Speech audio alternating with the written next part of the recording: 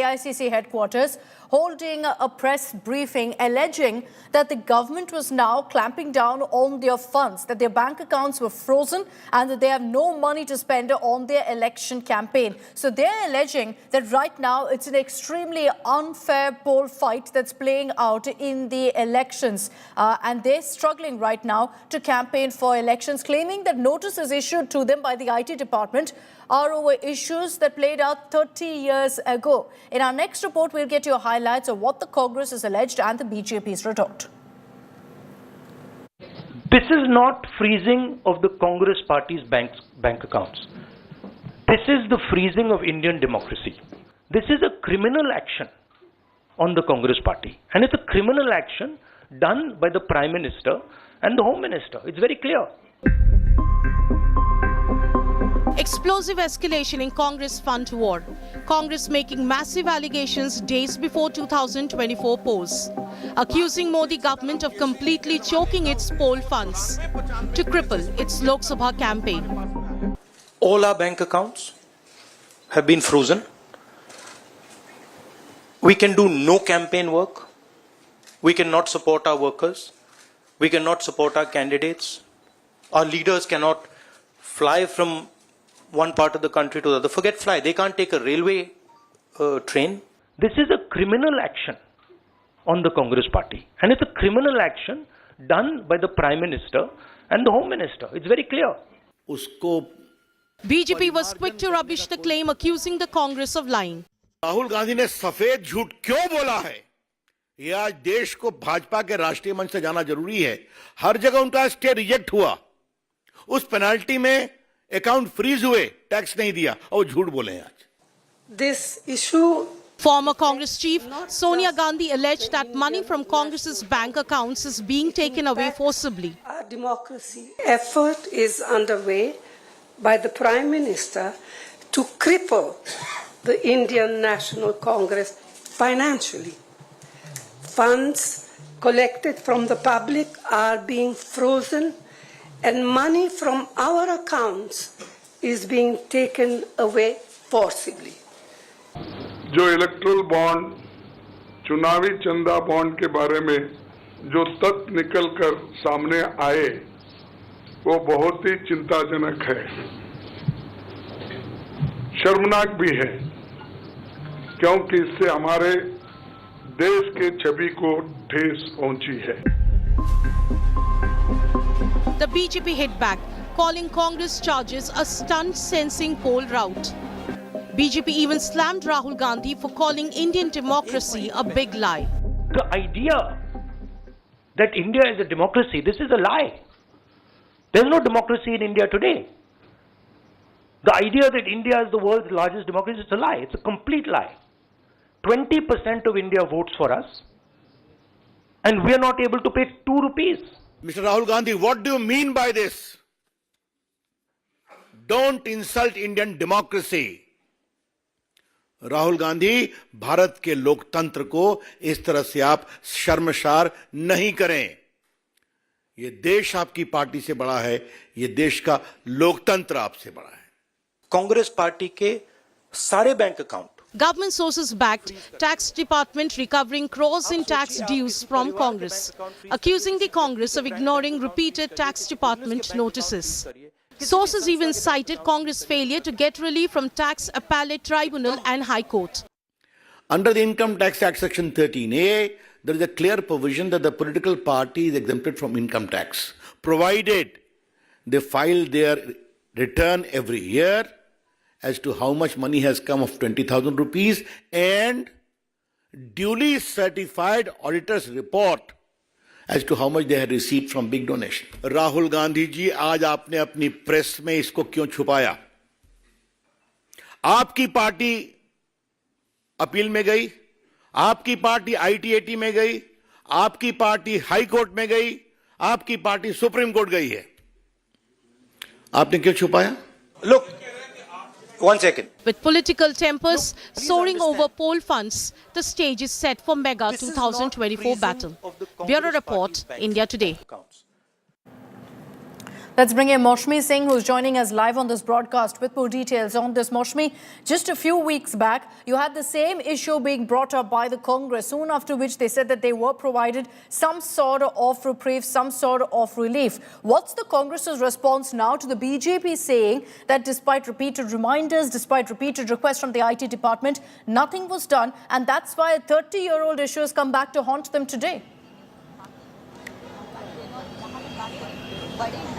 So clearly Congress says that this is political vendetta, and it's during the election time that the IT department remembered to send in these letters and emails. And importantly, they're saying underlining the fact that for a mistake, small mistake committed, the penalty should be equivalent, but you punish a political party almost 10,000 times of penalty in fact, Ajay Makan went on, Akshita, to say that for a 0.7% error, you've punished a party 107%.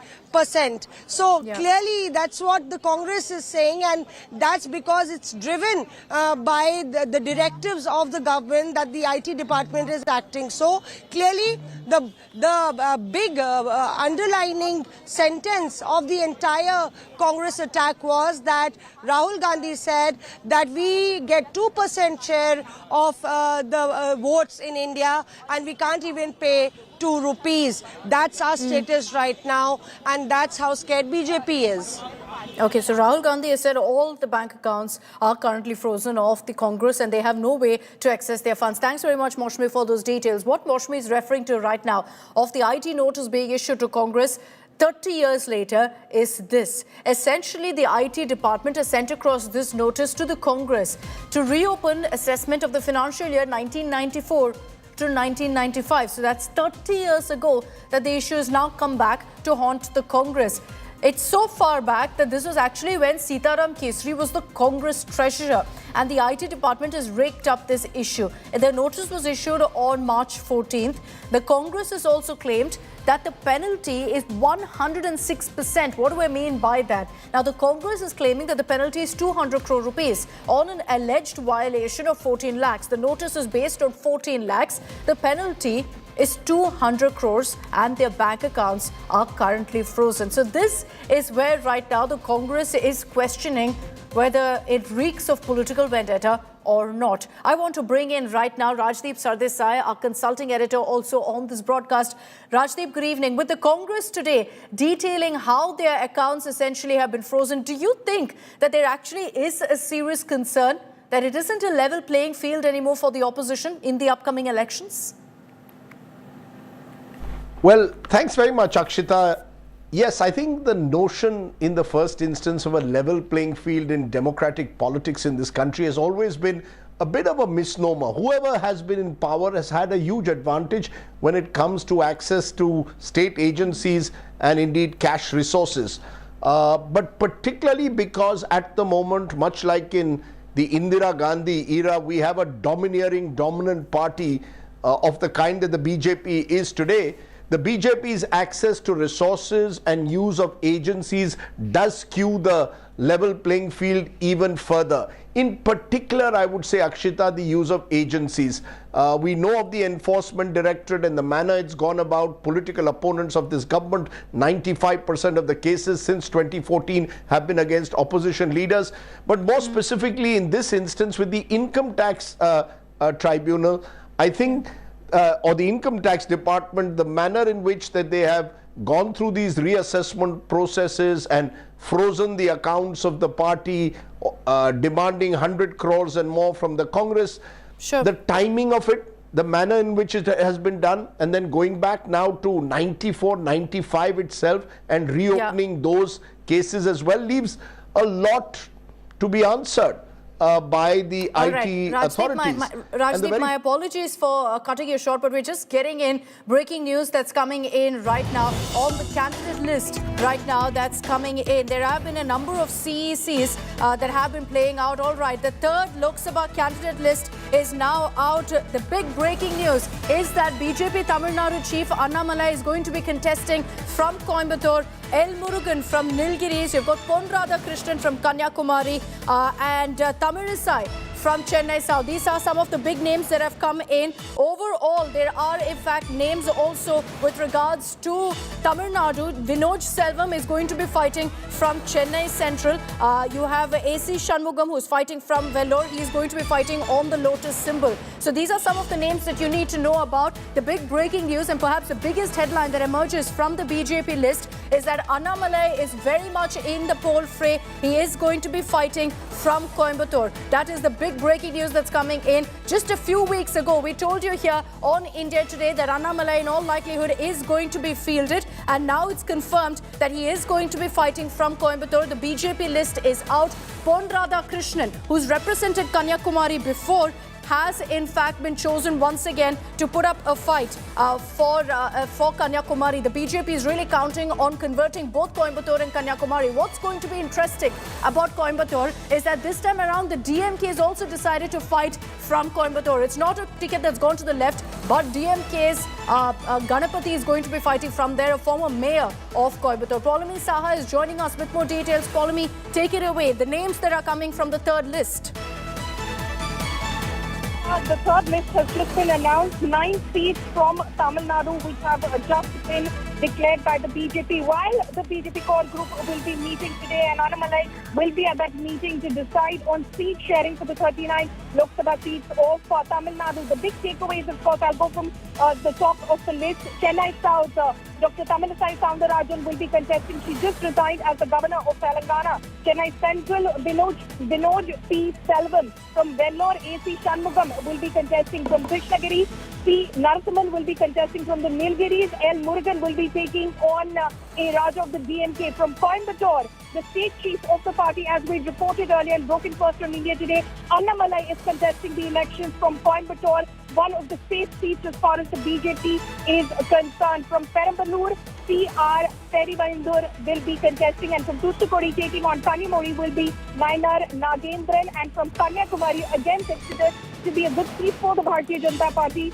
will be Pon Radhakrishnan, who will be in fact taking on the ruling India bloc as far as the Tamil Nadu is concerned. So 9 seats of Tamil Nadu which have just been declared, Akshita. Okay, Nainar Nagendran, another important name. He's an MLA, so it looks like he's going to be shifting over into the general elections and fighting against Kanimuri in Thoothukudi. L. Murugan is going to be taking on Raja in Nilgiri. So the BJP is not shying away from a tough fight right now. In Chennai Central, up against Dayanidhi Maran will be Vinod Selvam. In Chennai South, against Tamirachi Tangapandian, who's been fielded by the DMK. Against Dr. Jayavardhan, who's been fielded by the AIA-DMK, will be Tamilisai Soundarajan. So these are the big fights to watch out for. Annamalai is also going to be in the poll fray. The last assembly election when he was fielded in Arvakuruchi, he didn't manage to taste electoral success. Will that change this time around? The BJP has been focusing largely on West and South Tamil Nadu, and these seats of Coimbatore, Kanyakumari are going to be extremely crucial right now for the BJP. All big guns are out there, Paulami. The usual BJP strategy of whether you're an MLA, whether you're in Rajya Sabha, you're going to be pulled out and put in the poll fray in whichever is the next election.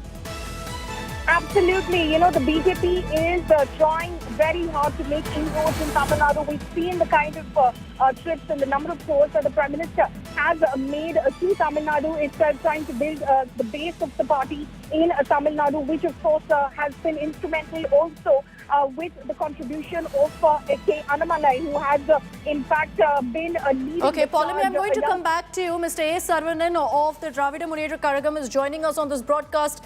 Mr. Saravanan, Vanakkam, your first reaction to the BJP's list. Annamalai is going to be squaring off against Mr. Ganapati in Coimbatore. Yeah, let them contest. Let them have anybody. We challenged some of the leaders, tall leaders from BJP to contest from Tamil Nadu, probably the Prime Minister, Home Minister, or Madam Nirmala Sitharaman and Mr. Jaishankar. I think none of them have contested. I think Mr. Annamalai and Mr. L. Murugan, who is already an MP, who just got elected, I think is again contesting. I don't know to prove what. They'll not be able to win any seat. You're saying that you wanted union ministers to come in, the big guns of the BJP, to fight from Tamil Nadu. As far as the BJP strategy is concerned, they seem to be not shying away from a fight in Thoothukudi against Kanimuri, in Nilgiris against Mr. Raja, in Chennai Central against Dayanidhi Maran, Mr. Saravanan. No, that's what. See, let them contest. Whoever wants to contest here, let them come and contest. That's what I said. They will not be able to win a single seat here from the state of Tamil Nadu. Whoever they may bring in. See, they have not done anything. Through the office of the governor, they are trying to thwart the administration, the smooth administration of the state of Tamil Nadu. And how do you think that the people of Tamil Nadu will reward them? Today, the governor appointed by the BJP, who is acting as a stooge of the BJP, has got a royal treatment from the Supreme Court. He said, if you are not going to listen to the recommendation of the Chief Minister, you will see what happens tomorrow. This seems to be what the Supreme Court Chief Justice had said. And now they say they are going to contest here and win votes. How is it possible? There are opinion polls, Mr. Saravanan. My final question to you. Opinion polls suggest that the BJP will do better than before. Are you going to concede that maybe their vote share will go up this time? See, the vote share may go up because of their alliance with the PMK. Some of the votes may transfer, but that's it. That is all it is about. They may not, they may not be able to win any seat here from the state of Tamil Nadu. Okay, all right. We'll wait and see. Mr. Saravanan, thank you very much for joining us here on India Today. First reaction there from the DMK, who says we're waiting for the big fight to play out in many of these seats. Shilpa Nair is joining us live from Chennai. Shilpa, what to you is really the biggest highlight? The headline is, of course, going to be that the BJP is ensuring all the big faces in Tamil Nadu are out there putting up a fight in some of the most high-profile seats of Tamil Nadu. They're taking on, the DMK First Family, as they're called. They're taking on the DMK bigwigs in all of their strongholds. Well, absolutely, Akshita. In fact, if you look at the BJP's first list for Tamil Nadu, it's in stark contrast to what the AIDMK has released. The AIDMK, of course, will be contesting in 31 seats in Tamil Nadu, and the party has not fielded any of its senior leaders for the elections, for the Lok Sabha elections. But contrast that to the BJP, all their top names, all their senior leaders are in the first list. It, of course, is being led by K. Annamalai, the state president. He'll be contesting from Coimbatore. This is what India Today has been reporting for quite some time now, that there were huge speculations that Annamalai could be, fielded from Coimbatore, and that has, of course, come true at this point, because the BJP believes Annamalai, being the young, energetic face of the party, he needs to lead the party from the front, and that is the reason why the High Command was very insistent that Annamalai contest these elections. And apart from that, Dr. Tamilisai Soundararajan, another very senior leader of the BJP, she has, of course, she had tendered her resignation as the governor of Telangana and LG of Puducherry, saying that politics has always been her first love. She has been fielded from South Chennai constituency. That is yet another constituency that the BJP is keenly looking at. Thoothukudi, we are going to see a clash between Naina Nagendran, who is, of course, a sitting MLA for the BJP here in the Tamil Nadu Legislative Assembly. He'll be taking on DMK's Kanimuri in Thoothukudi, of course. So that is going to be an interesting battle to watch out for. Kanyakumari, Pon Radhakrishnan, of course, he's a known face locally. He's someone who's helped the BJP to grow in that part of Tamil Nadu, in the southern part of Tamil Nadu. And in 2014, remember, Pon Radhakrishnan won from Kanyakumari even without the support of the DMK or the AIDMK. So this time around, again, the BJP is banking on its credible face, its popular face, Pon Radhakrishnan, for a seat like Kanyakumari, where the BJP has a significant presence. If you remember the local body election. Our other reporters on this broadcast. Shilpa, stay with me. Pramod Madhav is also live with us from Chennai. Pramod, it's clear that the BJP has been kind of laying the groundwork for this candidate list. You had the Prime Minister visiting many of these parts where they've now announced that their candidates are going to be fighting. The campaign has already been in a high throttle, high gear for the BJP in these seats.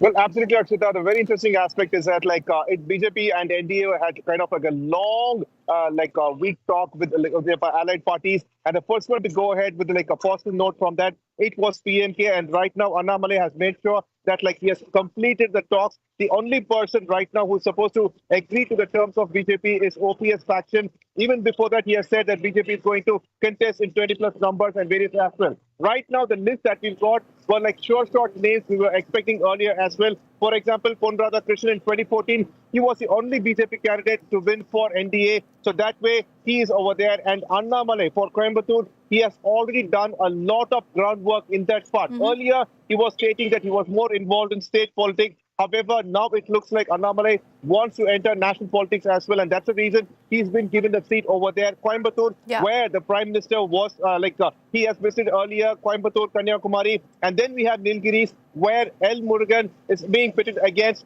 A. Raja, one of the strongmen from DMK as well. So it looks like a proper calculation has already been done. And just 2-3 days ago, it was Tamilisai Soundararajan who resigned from the post. He said that he wanted to be with the people directly in contact. And right now, as we expected, so no real from surprises per se. You know, you're saying that Annamalai may be looking at a national role, but I think more than that, it's the BJP saying we're not going to hold back in this election. We're going to use every resource we have to fire from all cylinders in this particular election, and then we'll see what happens. Inevitably, what they do is, in this election, if they field someone as an MP, then they go ahead and field them for the next election as well, make them resign as Member of Parliament. So the BJP goes ahead and shuffles things up based on the need of the party. Poulomi Saha is also with us. Poulomi, no big surprises really. These are all the big guns of the Tamil Nadu BJP who were expected to be deployed. Of course, the DMK, and there was a lot of buzz that maybe you could see some union ministers like Nirmala Sitharaman or Dr. Jaishankar being fielded in Tamil Nadu.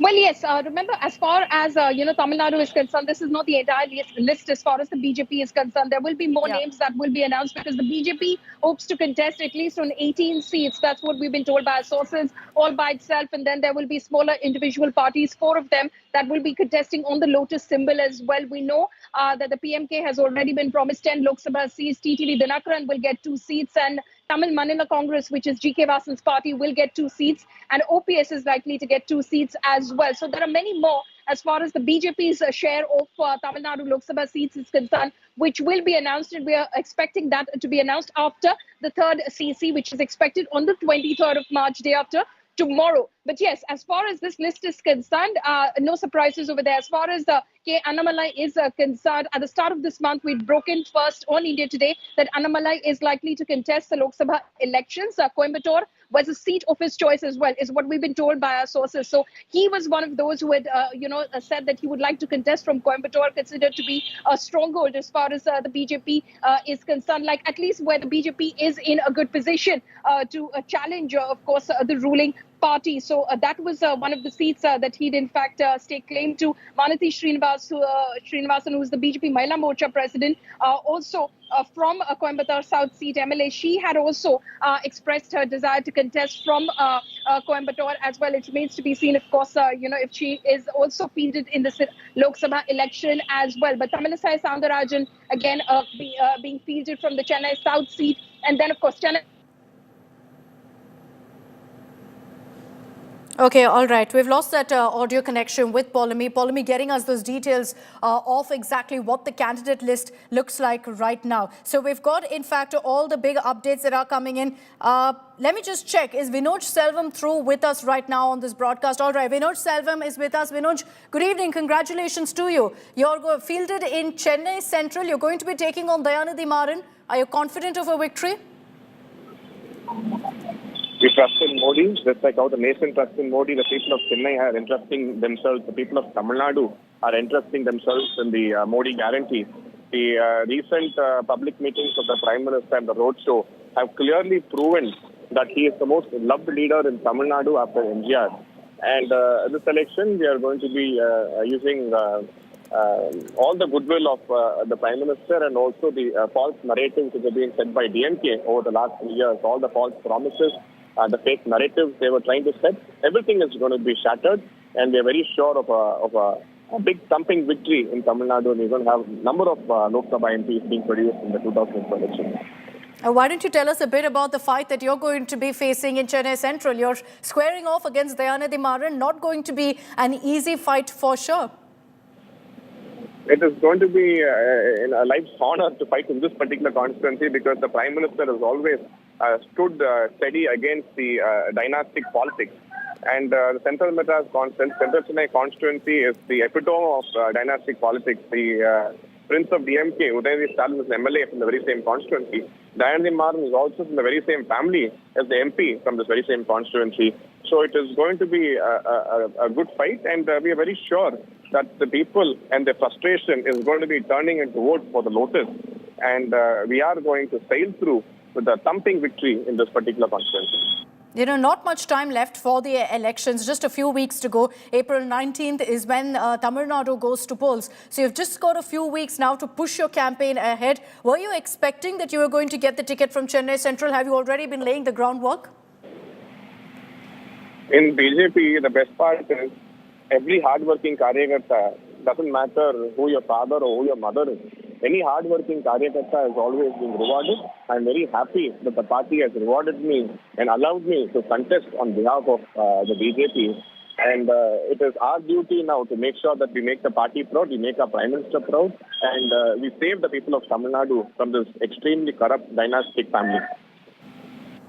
All right, Vinod, congratulations once again and all the very best to you. You're up against Dayanidhi Maran. It's going to be a tough fight in Chennai Central, but one most definitely to watch out for. Thanks very much for joining us here on India Today. Vinod Selvam's name also being mentioned in the list. He's going to be fighting from Chennai Central. All right, our reporters are still with us. We've got Pramod Madhav and Shilpa Nair joining us live from Chennai. Paulami Saha from Delhi. She got us the details of the third BJP CEC list that's just been released. Final question to you, Shilpa, also about really how the DMK is going to be viewing this particular list. The BJP is sending across a message right now by going ahead and fielding all of the big names. And this is just the first list for Tamil Nadu. But they've ensured that all of the names that they've released so far are up against the biggest faces of the DMK.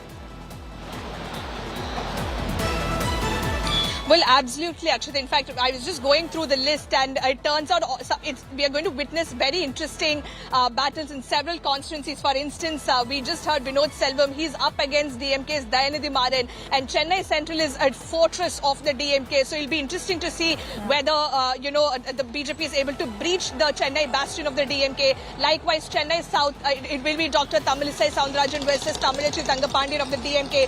Thoothukudi, Naina Nagendra of the BJP versus Kanumuri Karunanidhi of the DMK. Nilgiris, again, another interesting fight. L. Murugan, sitting minister and senior leader of the BJP, up against DMK's A. Raja. Kanyakumari Pon Radhakrishnan versus probably the Congress who is most likely to field Vijay Vasan from Kanyakumari. So that is also yet another battle one will have to look out for. So clearly, many even thought that this is a very predictable election, but probably with this first list of the BJP, things that may have changed a little bit. Things definitely have got heated up here in Tamil Nadu with this first list of the BJP. Some very senior names being fielded by the National Party. Leading from the front, of course, is Annamalai from Coimbatore, and the DMK. Remember, Coimbatore seat was with the CPIM last time around, and anticipating this move by the BJP, the DMK got that seat for themselves. They have fielded Ganesh Rajkumar, a former AIDMK mayor, as their candidate. He's someone who's very popular because the DMK was anticipating this, that Annamalai could contest from Coimbatore and they could not take any chances. They needed a popular face as well. So that is the reason why Coimbatore again will be the key constituency. It's going to be a battle to watch out for, because the DMK is trying to prove that yes, they have a stronghold in Western Tamil Nadu as well, which hasn't really gone their way so far, which is why they've taken that seat away from the left, said we will contest on it. They fielded Ganapati, a former mayor, as Shilpa told you. He's going to be up against Annamalai now. That's going to be a battle to watch out for. What's also clear, Pramod, is that the BJP is trying to ensure that they leave their footprint in South Tamil Nadu and also in West Tamil Nadu. These were expected. They're also trying to go ahead and ensure that they make inroads in Chennai. We're going to be talking about that. Pramod, Shilpa, thanks for joining us with those details. We're cutting across now to the Congress's poll list. They finalized 8 UP seats. Let's cut across to that breaking update. All right, sources telling us here on India Today that Congress wants Rahul from Amethi and Priyanka to fight Raebareli, the Gandhi bastions, the Gandhi legacy bastions, to stay within the family. Sources telling us that Ajay Rai in all likelihood could be fielded in Varanasi against Prime Minister Modi, so no big surprises there. But this comes after Raj Babbar refused to contest in Varanasi against Prime Minister Modi. Danish Ali, who only yesterday joined the Congress officially, will fight from Amroha. But the big breaking news is that the Congress is communicating repeatedly to Rahul and Priyanka that they want them to fight from Uttar Pradesh, from Amethi and Raebareli. Maushami is joining us with more details on this. Maushami's speculation is growing on whether Amethi and Raebareli will see the Gandhis fighting in these seats. Now, the Congress reportedly is communicating repeatedly to both Rahul and Priyanka that they must put themselves out there in the UP battle. Absolutely, Akshita. And as India Today had broken earlier, from the Pradesh Election Committee to the Screening Committee, and now from the Screening Committee to the Central Election Committee, the resolution has moved on. Now it is on the table of the Gandhis. As I said, the final nod is with the Gandhis on this. But clearly, the resolution says that the Congress workers and leaders, all of them want that Priyanka should contest from Raebareli and Rahul Gandhi should contest from the family bastion of Amethi. So clearly, the message going out loud and clear from the rank and file of the Congress. Now we will have to wait and see how does the Gandhi family respond. We are told by our sources that the Congress president said that this resolution will be discussed and deliberated later. As you know that Amethi and Raebareli are up for polls in the 5th phase. But Maushami, are the Gandhis also speaking out on this? Are they going to be considering what the Congress leadership's opinion is? Because what we're hearing is that Rahul Gandhi is not too keen on really fighting it out in Amethi, though the Congress top brass believes that he stands a strong chance this time to exact revenge for what happened in 2019. Akshita, clearly it's a very tightrope walk, and the Gandhis have maintained a stoic silence as far as a yes or a no or a maybe is concerned. There have been no statements on this one. Multiple times Rahul Gandhi has been asked that question in press conferences as well. So perhaps they want to keep that element of surprise, and also it's not come on the discussion table of the Gandhis. Though Rahul and Priyanka met Mallikarjun Kharge yesterday in a morning meeting, and clearly the constituencies of Amethi and Raebareli would have been up for discussion. So something is clearly brewing in the Congress quarters, but the Congress leadership would like to keep the trump card very close to their hearts. All right, thanks very much, Maushami. In fact, I'm going to get back to Maushami in just a bit. Now, what we're hearing right now is that besides the Gandhis, Danish Ali in all likelihood could fight from Amroha in Varanasi. And Maushami, if you're with us, if you could come in on Varanasi as well. No big surprises there. There was a lot of talk that we're going to see a big change in face for the Congress in Varanasi. It looks like Ajay Rai is going to be fighting against Prime Minister Modi.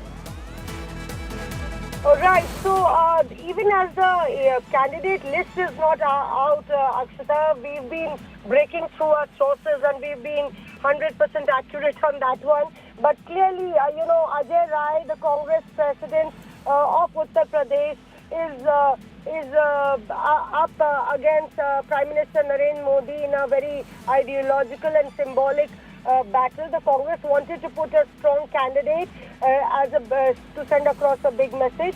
The Congress also wanted to make it clear that it wanted to put up a local candidate who had a grassroots connect. We know Rajesh Mishra from Varanasi.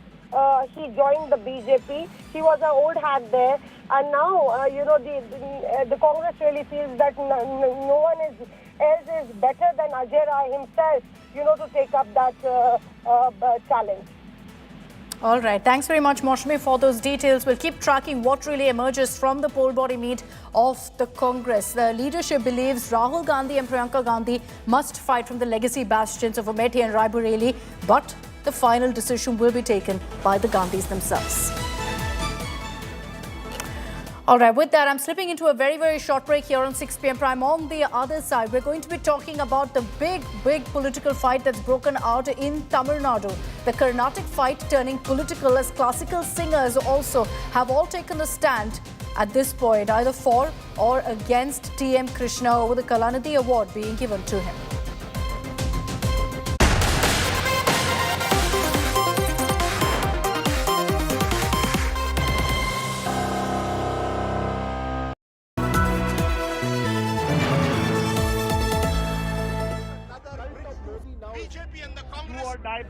Elections, the heartbeat of the world's largest democracy, covered by the political journalist with nearly 4 decades of experience.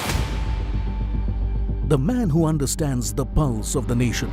Join India's ultimate newsman. I will decode the complex political chess game that's at the heart of Indian democracy.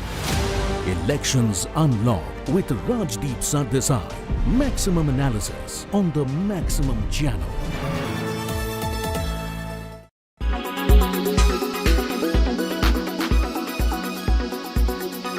The idea that India is a democracy, this is a lie. There is no democracy in India today. The idea that India is the world's largest democracy is a lie. It's a complete lie. 20% of India votes for us, and we are not able to pay 2 rupees for anything. Right? And it has been orchestrated to cripple us in the elections. Mr. Rahul Gandhi, what do you mean by this? Don't insult Indian democracy. Rahul Gandhi, Bharat के लोकतंत्र को इस तरह से आप शर्मसार नहीं करें। ये देश आपकी पार्टी से बड़ा है, ये देश का लोकतंत्र आपसे बड़ा है। और आज इसी देश में आपने झूठ बोला है, गाली दी है और सब देश ने देखा है।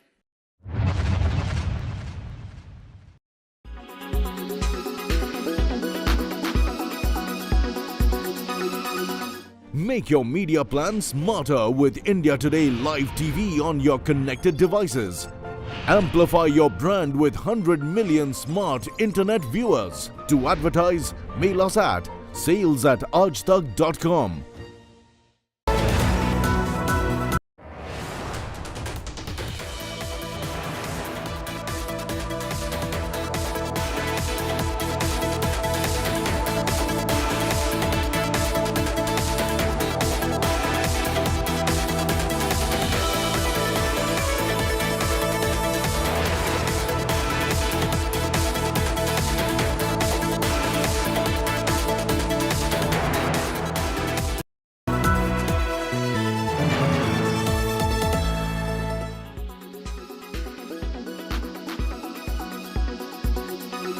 We are now being joined by world-renowned singers Srimati Ranjini and Gayatri. Ma'am, thank you so much for talking to India Today. I know you have a busy schedule, so thank you so much for taking the time out to join us on this special broadcast. Ma'am, I just want to jump right into the question and ask you, you've finally broken your silence on this important topic that has always been lingering in the minds of a lot of Carnatic musicians. In fact, right after you tweeted, so many other artists have followed your footsteps, and some have returned their Sangeeta Kalanidhi Award, some have cancelled their performances in the Music Academy. Ma'am, I just want to ask you, going against a Sabha that is as influential as Music Academy, what led you to take this decision, ma'am? We are not against any Sabha, and we completely recognize the power and right of Music Academy to bestow their award to anybody that they want to. If you notice the communication, the post, if you read it carefully, we have not talked about the award at all. It is, we have said very clearly that the music conference happens with a presiding musician. And when a music conference is led by such a president, we do not want to be part of a festival, a conference, which has Mr. TM Krishna as its president. And this is our problem. And of course, our post also lists the reasons that we have given. One of the reasons is that the area Mr. Krishna has always consistently tried to vilify and throw stones at the musical fraternity. So this needs to be, and a lot of sensational press coverage has been given to such accusations without finding out the accuracy, the rightness of these accusations.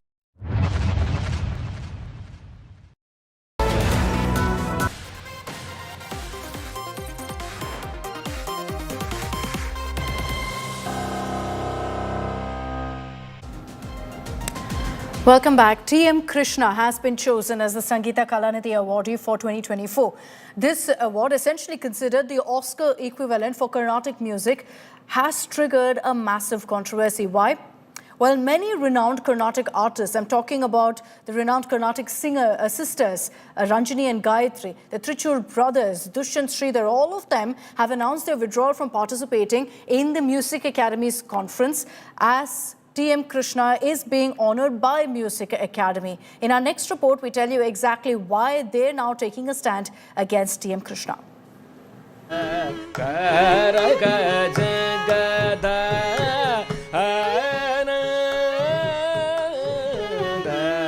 Madras Music Academy conferring the Sangeeta Kalanidhi Award to renowned musician T.M. Krishna has struck a discordant note with the Carnatic music industry.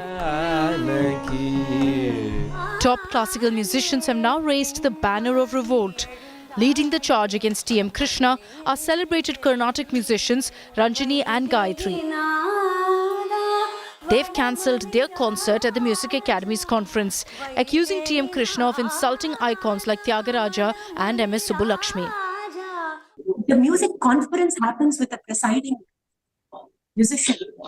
And when a music conference is led by such a president, we do not want to be part of a festival, a conference, which has Mr. T.M. Krishna as its president. One of the reasons is that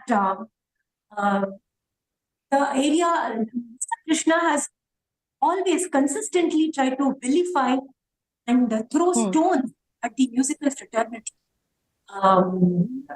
So this needs to be, and a lot of sensational press coverage has been given to such accusations without finding out the accuracy, the rightness of these accusations.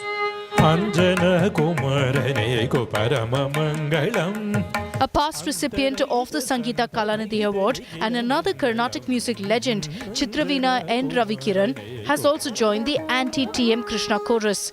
He's returned the award that was conferred upon him in 2017.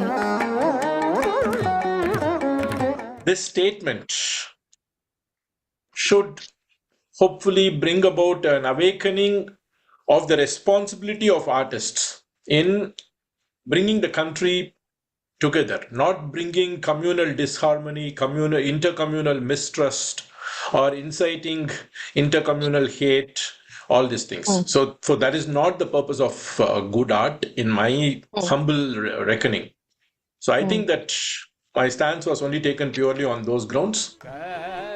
Others who also pulled out of the annual conference of the Madras Music Academy include the Trichur brothers, who say that participating in an event presided by T.M. Krishna will make them hypocrites in their own eyes. Mridangam maestro Arjun Kumar has also withdrawn, calling T.M. Krishna anti-dharma. Priya sisters and Vedic speaker and writer Dushyant Sridhar have also declared that they will not be participating in the music conference. Singer Chinmayi Sripada, however, has called out the Carnatic music industry for platforming alleged molesters. After outrage, the Madras Music Academy has expressed shock. Its president N. Murli has said the award is presented to T.M. Krishna solely based on his excellence in music over a long career, with no extraneous factors influencing the choice. T.M. Krishna is not new to controversies and has been a vocal critic of Brahmin dominance in the Carnatic music industry. With Anaga Keshav in Bengaluru, Bureau Report, India Today. And I'm joined here on India Today by Dushyant Sridhar, Vedic scholar, one of those who's also openly stated that he's going to be boycotting the Music Academy event as well. Vanakkam Dushyant, thank you very much for joining us here in India Today. You, along with several other, of course, veterans, singers, vocalists, have taken a stand.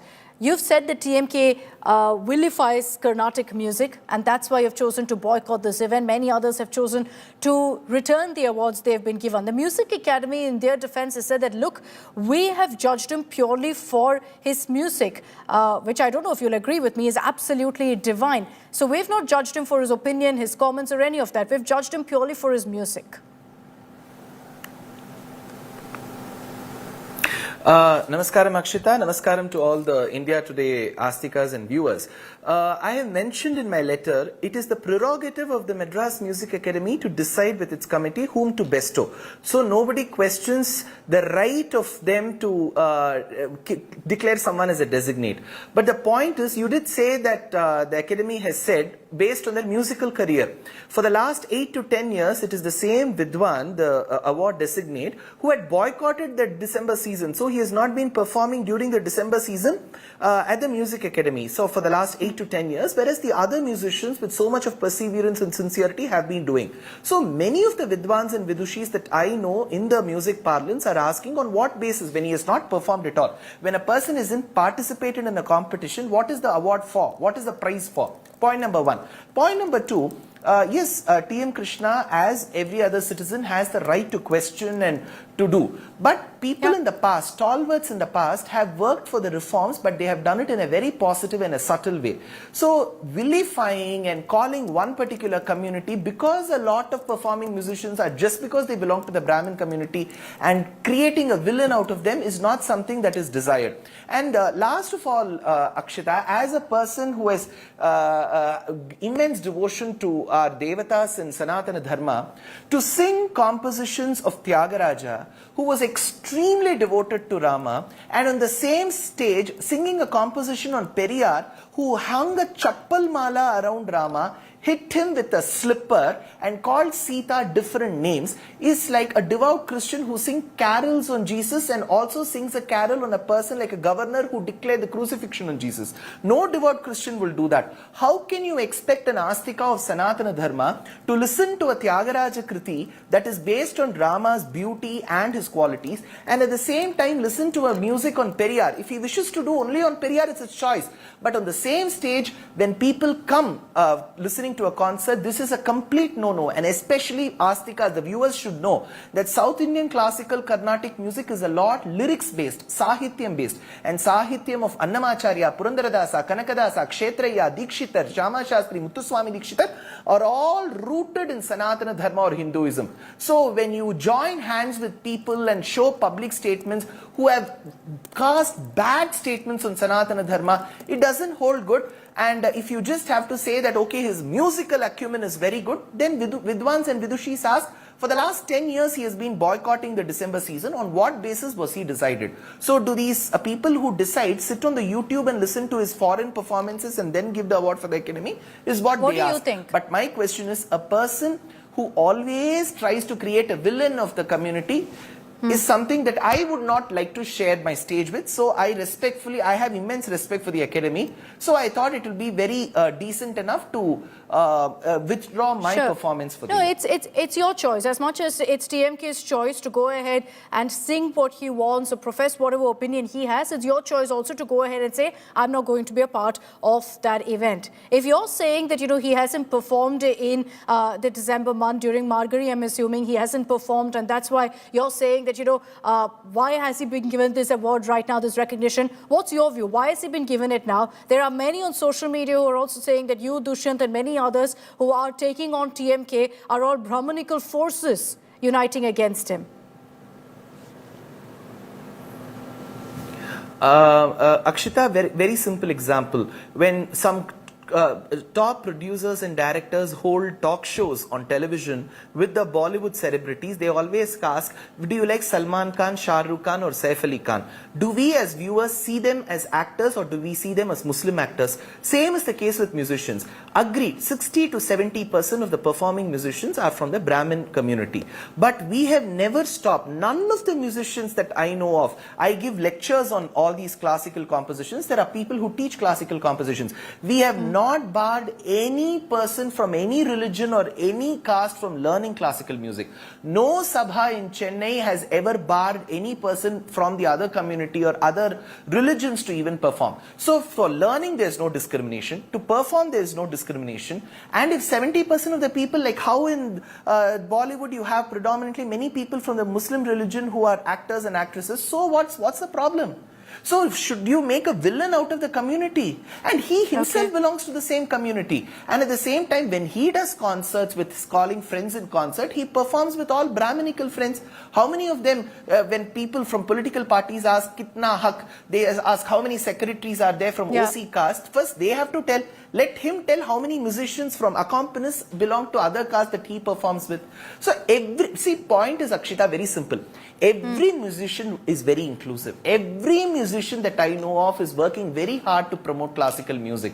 So to unnecessarily call them as Brahmin hegemony, I will not perform, and making them sound villains with horns like how we used to have in Onida advertisements is not the right way to go for a person who's practicing an art, especially an art like Shastriya Sangeetam, which is classical Carnatic music. All right, we'll leave it at that. Thanks very much, Dushyant, for joining us with your view and your opinion on what's currently playing out. Dushyant is one of those who've taken a stand saying we'll not be a part of the same event as TM Krishna. We'll wrap it up with that opinion. That's all we have time for in this edition of 6 p.m. Prime. Thanks very much for tuning in.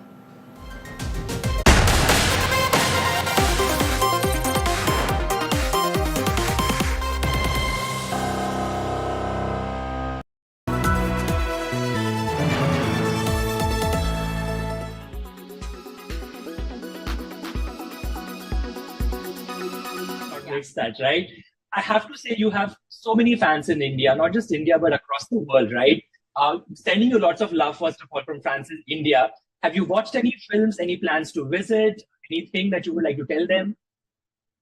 I mean, I have never been to India before, but I hopefully cannot wait to come in the future to meet my Indian fans and to spend time with you all.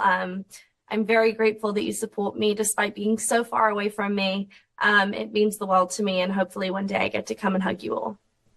Also, for anybody who's watching this, and if she's a damsel in distress, because you're not a damsel, I mean, the film says damsel, but she's anything but a damsel in distress. What's the message you would like to give young girls who sort of idolize you? They feel like they sometimes feel like a damsel in distress and you need a Prince Charming, but you don't really need a Prince Charming. You could just be your own hero, right?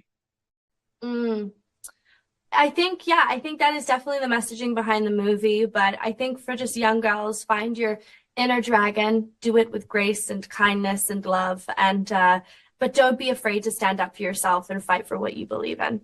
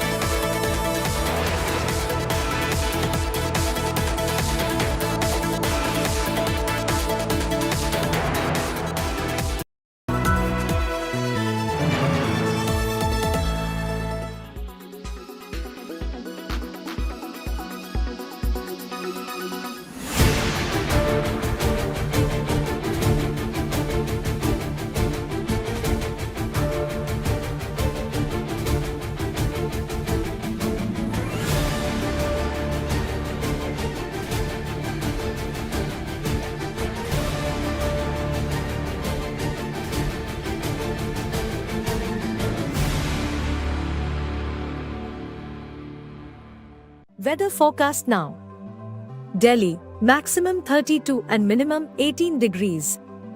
Mumbai, maximum 36 and minimum 27 degrees. Kolkata, maximum 31 and minimum 17 degrees. Bangalore, maximum 30 and minimum 22 degrees. Chennai, maximum 32 and minimum 26 degrees. Hyderabad, maximum 34 and minimum 21 degrees.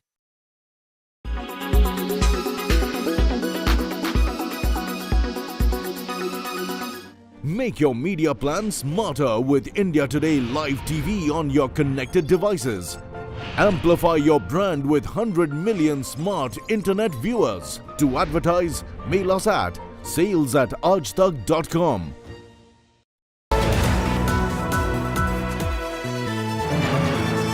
Co-presented by आपका Joy Bharat का Joy Joy e-bike. Co-presented by Green Lamb Laminates, कुछ मेरा कुछ तुम्हारा. Powered by MP Birla Cement Perfect Plus Concrete Special. Co-powered by Parul University, Vadodara, Gujarat.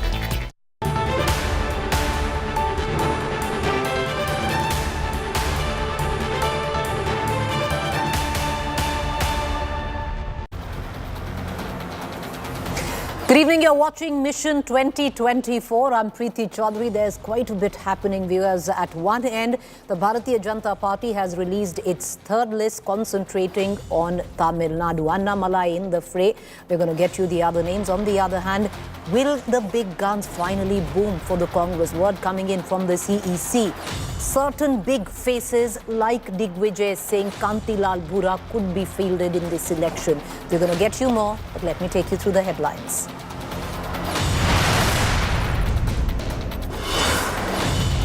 Big escalation in the Congress fund war. Congress claims Prime Minister Modi, Amit Shah choking party poll funds to cripple its poll campaign. BJP rubbishes charges, calls it Congress claim a poll rout. Congress MP Rahul Gandhi clarifies on his Shakti barb, claims Congress is fighting demonic forces or Asura Shakti. हमारी असुरा शक्ति से लड़ाई हो रही है, ठीक है? नफरत भरी असुरा शक्ति. Congress veteran Anand Sharma takes on Rahul Gandhi, accuses Congress of identity politics with its caste census demand. Rahul Gandhi and the Congress, on the other hand, claim that Anand Sharma wanted the Rajya Sabha seat from Himachal Pradesh, which was given to Abhishek Manu Singhvi, which he, of course, lost in the